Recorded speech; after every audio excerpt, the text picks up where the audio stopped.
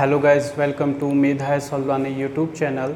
सो guys, आज के lecture में हम लोग बात करने वाले हैं कमिश्नरों के कार्यकाल से, और ये टॉपिक उत्तराखंड के इतिहास से है। और ये जो टॉपिक है गाइज, ये आपका UKPCS अपर एंड लोअर दोनों को कवर करेगा। इसके अलावा UKSSC जितने भी एग्ज़ाम को कंडक्ट कराता है वो सब आपका यहाँ पर कवर होगा। लेकिन गाइज, ये जो टॉपिक है ना, ये काफ़ी इम्पोर्टेंट टॉपिक है, और अक्सर जो है परीक्षाओं में जो क्वेश्चन पूछा जाता है कमिश्नरों के कार्यकाल से क्वेश्चन पूछा जाता है। ओवरऑल जो है टोटल 24 कमिश्नर होते हैं उत्तराखंड पे। अगर बात करें तो 23 जो होते हैं अंग्रेज़ कमिश्नर होते हैं, और एक होते हैं भारतीय कमिश्नर, ठीक है ना। तो KL मेहता उनका नाम है, 24वें कमिश्नर होते हैं। और ये सीरीज़ को हम पढ़ते हुए चलेंगे आगे। लेकिन आज जो है ना, सबसे इम्पोर्टेंट जो बात करने वाले हैं, हम बात करने वाले हैं हेनरी रेमजे की। ये कुमाऊं के छठे कमिश्नर होंगे ओवरऑल, ठीक है ना। और इससे पहले जो 5 कमिश्नर है उसमें सबसे पहले थे E गार्डनर, जिनको नेपाल में बाद में लगभग 7-8 महीने या 9 महीने का जो भी उनका कार्यकाल था, और नेपाल में उनको भेज दिया गया था राजनीतिक एजेंट के रूप में, क्योंकि आंग्ल गोरखा युद्ध जो है ना वो फिर भी थोड़ा बहुत अभी चालू था, ठीक है। तो ये इसलिए जो है ये नेपाल भेज दिए गए। तो इनके सहायक जो थे उस समय थे ट्रेल। तो ट्रेल को उसके बाद स्थायी कमिश्नर नियुक्त किया गया। ट्रेल के बाद में फिर से मोसले आते हैं कुछ समय के लिए। उसके बाद में गोबान आते हैं, कर्नल गोबान। गोबान के बाद में लुसिंगटन आते हैं, और लुसिंगटन के बाद में बेट्टन आते हैं, जिनके समय में कुमाऊं कमिश्नरी का मुख्यालय जो है नैनीताल किया जाता है। और उसके बाद में आते हैं हेनरी रेमजे। हालांकि मोसले जो हैं अस्थायी रूप से कमिश्नर नियुक्त हुए थे, और रेमजे होते हैं छठे नंबर के, ठीक है। तो आज हम बात करने वाले हैं हेनरी रेमजे की ही, जो कि काफ़ी इंपॉर्टेंट टॉपिक है एग्जाम पॉइंट ऑफ व्यू से, मैं आपको पहले भी बता चुका हूं। तो बात करते हैं, जो हेनरी रेमजे है ये आते हैं 1856 से 1884 के बीच इनका ओवरऑल टाइम पीरियड है कमिश्नर के रूप में, ठीक है ना। तो ये कुमाऊं ऑफ कमिश्नर तो ये है ही, ठीक है ना। 1856 से 1884 इनका बीच का जो है टाइम पीरियड है, और ये हैं सर्वाधिक लोकप्रिय कमिश्नर। ओवरऑल क्या है, सर्वाधिक लोकप्रिय कमिश्नर हैं। इनका जो ओवरऑल जो कार्यकाल है ना, एक अंग्रेज अधिकारी के रूप में वो है 44 वर्ष का। लेकिन ये कमिश्नर के पद पर मात्र 28 वर्ष रहे थे, ठीक है ना।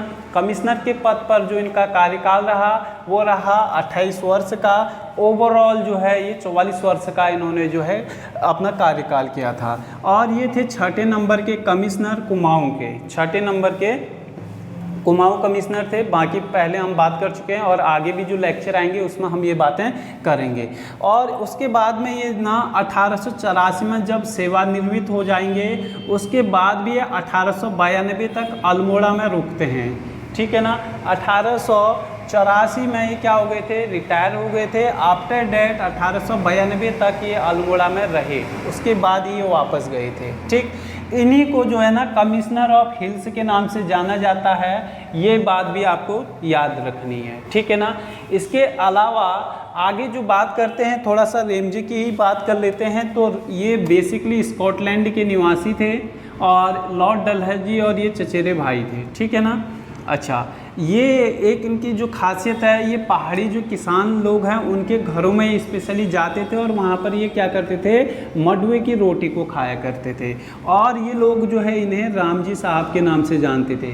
हेनरी रेमजे को रामजी साहब के नाम से प्रसिद्धि जो है, इनको किसानों के घर में जो ये मडवे की रोटी वगैरह खाया करते थे, इसी से इन्हें रामजी साहब बोला गया है किसानों के द्वारा, ठीक है ना। आगे अंग्रेजी लेखकों ने इन्हें कुमाऊं का राजा बताया है, और कुमाऊं का बेताज बादशाह भी इन्हें बताया है। कुमाऊं का राजा और कुमाऊं का बेताज बादशाह भी इन्हें बताया गया है, ठीक है। इसके अलावा जो ये रेमजे है ना, ये नवाबी प्रकार से जो है ना शासन को चलाते थे। 4 महीने तो ये रहते थे कहाँ, अल्मोड़ा, 4 महीने बिनसर, और 4 महीने इधर तराई वाले क्षेत्र में रहते थे। स्पेशली तराई क्षेत्र में जो काम करने का श्रेय जाता है वो जाता है रेमजे को। इन्होंने 1883 में तराई क्षेत्र के लिए, तराई क्षेत्र के विकास के लिए तराई सुधार कोष का गठन किया, ठीक है ना। इसके अलावा यहाँ पर जो मलेरिया का प्रकोप है तराई भाबर क्षेत्र में काफ़ी ज़्यादा जो है होता था उस समय में, तो वही सब जो मलेरिया का प्रकोप है इस वजह से जो है यहाँ पर आदमी रहना पसंद नहीं करता था। और उधर इतिहास में अगर हम बात करें उधर चंद्रवंश में, तो हमने ये बात बताई है, वहाँ पर गरुड़ ज्ञानचंद जब राजा हुए थे उनका जो सेनापति था नीलू कथायत वो, और जो उनका अधिकारी था एक जस्सा सिंह कमलेखी, उस अधिकारी और नीलू कथैत की कहानी भी हमने बताई है। और गरुड़ ज्ञानचंद चंद्रवंश के टॉपिक में हमने ये बात बोली है, ठीक है। जिन्होंने स्टडी मटेरियल नोट्स परचेज किया या ऑफलाइन ऑनलाइन बैच से जुड़े हुए हैं वो ऑलरेडी इन बातों को जानते हैं।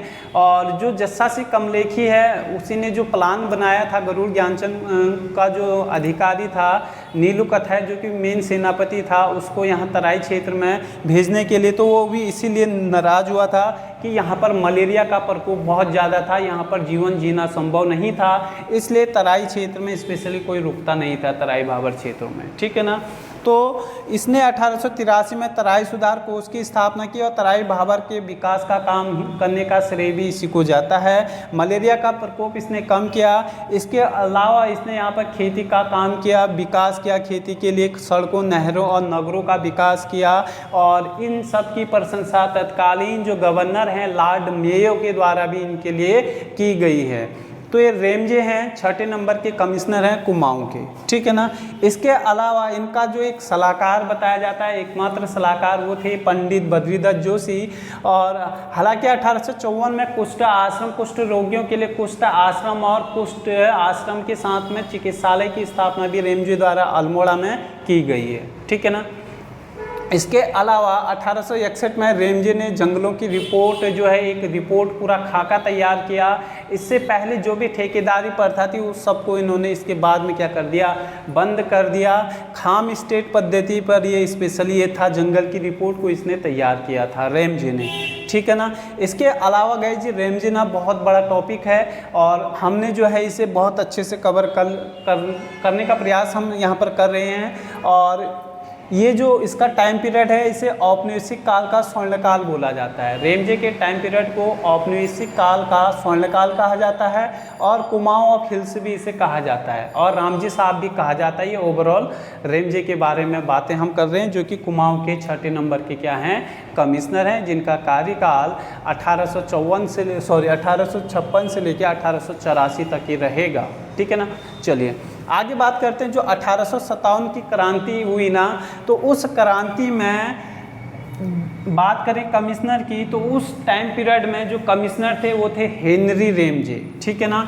और इस 1857 की क्रांति में कुमाऊं में तो थोड़ा बहुत इसका प्रभाव पड़ा, लेकिन गढ़वाल क्षेत्र में बात करें ना तो यहाँ पर बिल्कुल भी प्रभाव नहीं पड़ा।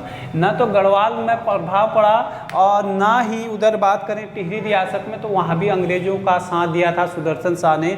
तो इस तरीके से जो है गढ़वाल क्षेत्र में कोई भी प्रभाव नहीं पड़ा था। हालांकि गढ़वाल का जो गठन है ज़िले का ये 1839 में हो चुका था। तो कुमाऊं में भी जो है ना, यहाँ पर जो कालू मेहरा हैं, ठीक है ना, बिसुम गाँव लोहाघाट से बिलोंग करते हैं, इन्होंने जो है ना एक गुप्त संगठन बनाया था।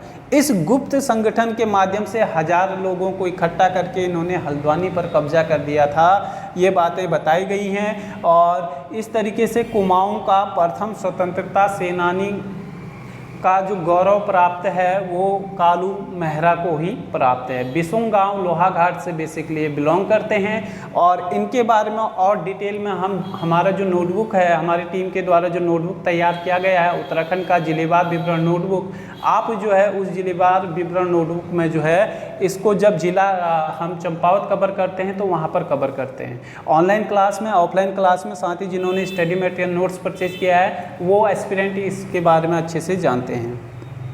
तो इस तरीके से जो 1857 की क्रांति थी ना, उस क्रांति में तो गढ़वाल क्षेत्र में कोई भी ज़्यादा प्रभाव नहीं पड़ा।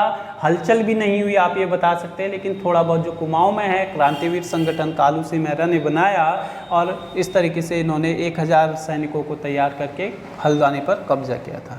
ये 1857 की जो क्रांति हुई थी ना, उस क्रांति के दौरान इसने रेमजे ने जो है माहौल तो शांत बनाया ही था, साथ में मार्शल लॉ लागू कर दिया था और सैनिकों की छुट्टियों को पूरी तरीके से क्या कर दिया था, बंद कर दिया था। इसके अलावा जो आसपास के क्षेत्र हैं जैसे बरेली और रोहिलखंड है, यहाँ के जो अंग्रेज अधिकारी हैं इनको शरण देने का काम भी इसने किया।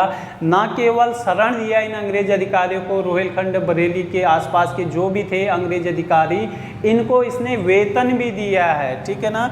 और उस समय जो रोहिलखंड का कमिश्नर था अलेक्जेंडर था, इसको भी इसने अपने वहाँ पर शरण दी है, ठीक है ना। तो इसके बाद क्या होगा आगे, 1857 की क्रांति के बाद ये करेंगे पील आयोग का गठन। पील आयोग की सिफारिश पर ये करेंगे हिल रेजिमेंट का गठन। और ये हिल रेजिमेंट का गठन जो है ना, ठीक 1 साल बाद 1858 ईस्वी में हिल रेजिमेंट का गठन करेंगे, जिसमें इस पहाड़ी क्षेत्रों से जो है इसमें भर्तियाँ जो हैं कराई जा रही थी। पील आयोग की सिफारिश पर हिल रेजिमेंट का गठन हुआ था, 1858 में ये गठन हुआ था, ठीक है ना। और ये जो है पहाड़ी क्षेत्रों के जो नवयुवक हैं उनको इस हिल रेजिमेंट में शामिल किया जा रहा था, भर्ती कराया जा रहा था। आगे चल के जो है ये जो है 4थी गोरखा राइफल जो है इसे नाम दिया गया, ठीक है ना। तो ये ओवरऑल जो है ना 1857 की क्रांति की बातें हमने पढ़ी। इसके अलावा ओवरऑल जो ये कमिश्नरों का कार्यकाल है, मैंने आपको बताया कि 24 कमिश्नर हैं, तो 24 कमिश्नरों को एक लेक्चर में कवर करना पॉसिबल नहीं है, तो कोशिश करेंगे कि ऐसे ही लेक्चर आपके लिए जो है लेके आएँ हर एक कमिश्नरों के बारे में, क्योंकि जो कमिश्नरों का कार्यकाल है भूमि बंदोबस्त है, ठीक है ना, ये इम्पोर्टेंट है उत्तराखंड के इतिहास में। इसके अलावा भारत का भौगोलिक विभाजन, ज्योग्राफिकल डिवीज़न, ठीक है ना, वो इम्पोर्टेंट है, उसको आप हमारे YouTube चैनल पर जाकर देख सकते हैं, प्लेलिस्ट में आपको मिल जाएगा। इसके अलावा जो है drainage system, Uttarakhand drainage system बहुत अच्छे से एलाबोरेट किया गया है, वो भी आप वहाँ पर जाकर देख सकते हैं। जितने भी विषय हैं सारे के सारे आप हमारे YouTube चैनल पर जाकर देख सकते हैं। इसके अलावा आप हमारे संस्थान के ऑनलाइन बैच या ऑफलाइन बैच या स्टडी मटेरियल नोट्स लेना चाहते हैं तो उन नोट्स को भी आप अपने घर पर एड्रेस पर मंगवा सकते हैं। और अभी तक जितने भी एस्पिरेंट हैं जिन्होंने भी उसे परचेज किया है, उन सभी का अगर आपको फीडबैक देखना है या क्या उनकी प्रतिक्रिया रही है, उनका रिव्यू आपको देखना है, तो आप फेसबुक पेज मेधायत हल्द्वानी पर जाकर आप वहाँ पर देखें। और नोट्स सैंपल भी आपको देखने हैं तो आप वहाँ पर जाकर देख सकते हैं, क्योंकि नोट्स सैंपल जो है ना, वो हमारा जो नोट्स है हम हैंड रिटन नोट्स प्रोवाइड करवाते हैं, साथ में वीडियो लेक्चर भी प्रोवाइड करवाते हैं, और ऑनलाइन क्लासेज में भी हम जो है जो study material notes aspirant purchase करते हैं, हम उन्हें भी जो है ऑनलाइन बैच की फैसिलिटी भी प्रोवाइड करवाते हैं, ऑनलाइन बैच में भी हम उन्हें प्रोवाइड करवाते हैं। तो ये ओवरऑल जो है आज का जो टॉपिक था हमारा हेनरी रेमजे के लिए था। उम्मीद है आपको लेक्चर समझ में आया होगा, बहुत सारे ऐसे पॉइंट होंगे जो आपके लिए नए होंगे, और इसी तरीके से हम आपके लिए फिर से लेक्चर को लेके आएंगे। बट यहाँ पर थोड़ा सा समस्या ये हो जाती है कि ऑनलाइन क्लासेस ऑफलाइन क्लासेस के बाद में यूट्यूब चैनल के लिए थोड़ा सा लेक्चर हम प्रॉपरली जो है एक पर्टिकुलर वे में तैयार नहीं कर पा रहे हैं, लेकिन कोशिश करेंगे कि जल्द से जल्द जो है हम ये रिदम को पकड़ें और पर्टिकुलर वे में आपके लिए भी लेक्चर लेके आएँ यूट्यूब चैनल के माध्यम से। और बहुत जल्द हम जो है यूट्यूब चैनल के माध्यम से सीसेट का जो पेपर है उसे भी स्टार्ट करने वाले हैं, ठीक है ना, लोअर पीसीएस और पीसीएस बेस पे, साथ ही एसएससी जीडी और यूके ट्रिपल एससी सारे एग्जामों को वो कवर करेगा। और बेहतरीन ट्रिक बेस जो है वो आपकी क्लासेस रहने वाली हैं, लेकिन उसके लिए आपको हमारे यूट्यूब चैनल और फेसबुक पेज से जुड़ा रहना पड़ेगा। आपको वो सारी अपडेट वहाँ पर मिल जाएंगी, क्योंकि हमारा जो स्टडी मटेरियल नोट्स होता है ऑलरेडी ट्रिक बेस रहता है, तो वो क्लास भी जो है फुल्ली ट्रिक बेस रहेगी, जिसमें आपको भरपूर जो है इंटरेस्ट के साथ आप अपना जो है क्लास को कवर कर लेंगे। और गाइस वीडियो लेक्चर अगर आपको पसंद आती है तो आप इसे लाइक शेयर और कमेंट जरूर करें। और study material notes online offline batch से अगर आपको जुड़ना है तो आप संस्थान के स्टडी मटेरियल नोट्स के माध्यम से अपनी तैयारी को आगे बढ़ाना चाहते हैं तो आप संस्थान से संपर्क करके इन नोट्स को ले सकते हैं या ऑनलाइन ऑफलाइन बैच से जुड़ सकते हैं। मिलते हैं एक नए लेक्चर में गाइज, नए टॉपिक के साथ। Thank you guys.